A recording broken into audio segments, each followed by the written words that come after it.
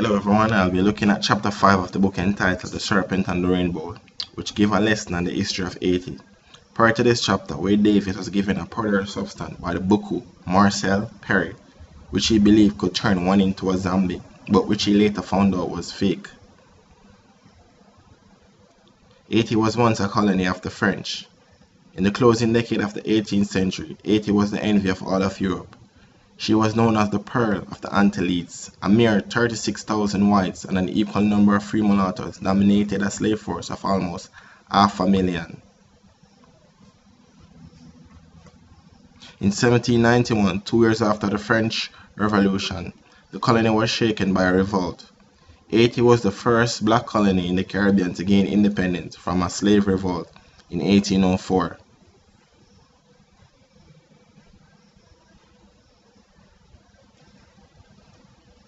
The war lasted 12 years, as the ex-slaves were called on to defeat the white.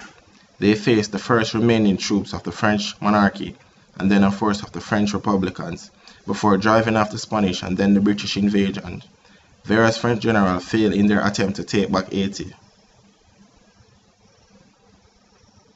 After the revolution, Haiti fell into a poor state, chiefly because of the people's failure to export crop.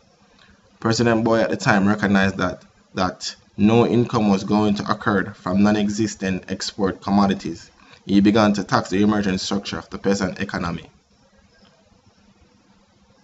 The revolutionary slaves who settled the island came from many parts of the ancient continent and represented many distinct cultural traditions. Among them were artisans, musicians, herbalists, carvers, metal workers, boat builders, farmers, drum makers, sorcerers, and warriors.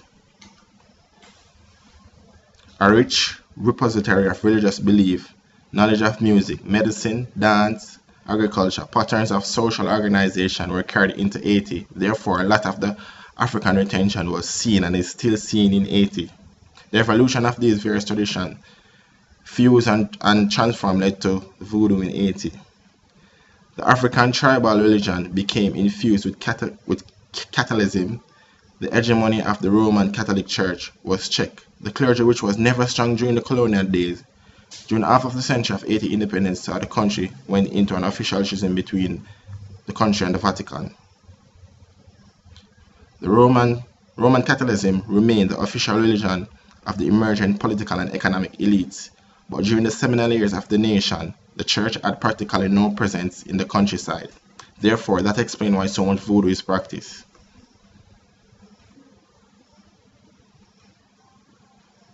Within Haiti, the urban people are more of the French way of life, while the rural is more of an African ancestral tradition.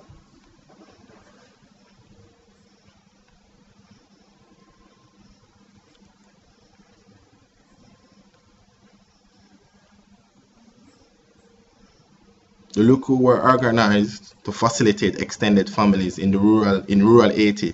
Haiti adopted the Lugu as a means of safeguard against the return of the plantation, and as a result of the Luku, there was a rise in voodoo.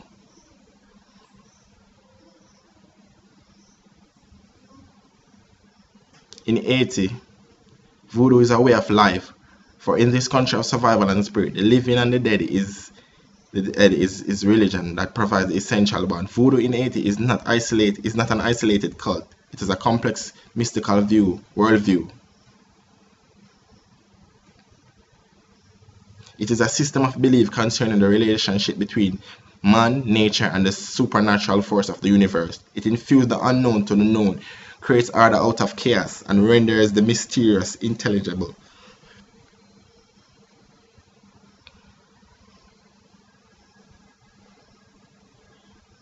Voodoo cannot be abstracted from the day-to-day lives of believers. In Haiti, as in Africa, there is no separation between the sacred and the secular, between the holy and the profane, between the material and the spirit.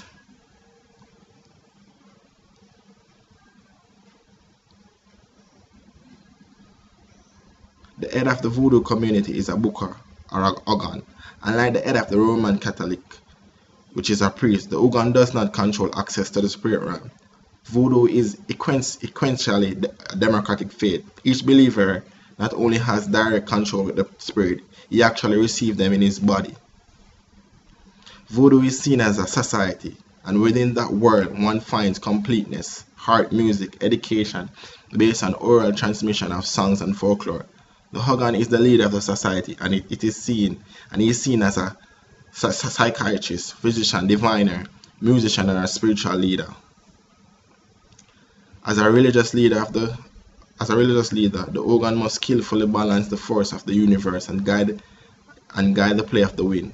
Within the Voodoo society, there are no accidents. It is a closed system of belief in which no event has a life of its own, and it is within the society that Carver's Narcissus and Tafem became zombies.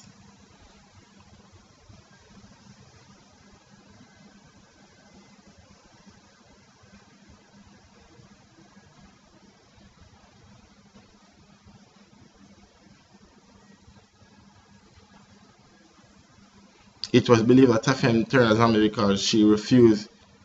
She was doing everything wrong. She was seen as a woman who loved to curse and was very dishonest. So Narcissus was turned into a zombie by Booker because it was believed that Narcissus had been involved in numerous disputes with his various brothers.